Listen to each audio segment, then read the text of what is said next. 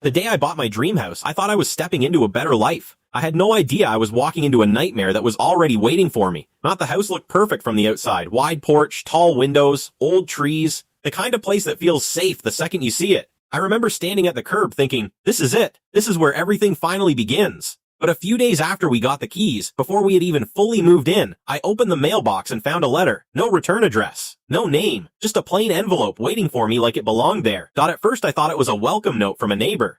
It wasn't. The letter welcomed me to the neighborhood, but the words felt wrong immediately. The writer said their family had been watching this house for decades, and now it was my turn to take care of it. Then the question started. Did the house whisper to us yet? Had we found what was hidden in its walls? Would the young blood be playing in the basement? I read those lines 3 times because my brain refused to accept them. How could a stranger know so much about our house, and why did it sound like they were already inside our lives? That night, every sound felt different. The floorboards didn't creak like wood anymore. They sounded like footsteps. I started checking the locks over and over. Front door. Back door. Windows. Basement. I told myself I was being careful, but the truth was I was already afraid. Then a second letter came. This time it was worse, because now the writer mentioned details that could only come from someone watching us in real time. They knew we had started painting. They knew where my kids' rooms would be. They knew the names of family members. That was the moment fear turned into panic. I looked out every window like someone would be standing there staring back at me, but that was the worst part.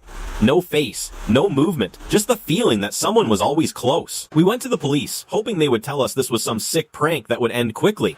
Instead, every answer created a new question, and every question made the house feel less like a home. Neighbors became suspects in my mind. The man who walked too slowly, the woman who asked too many questions, the person who always seemed to know when we were there.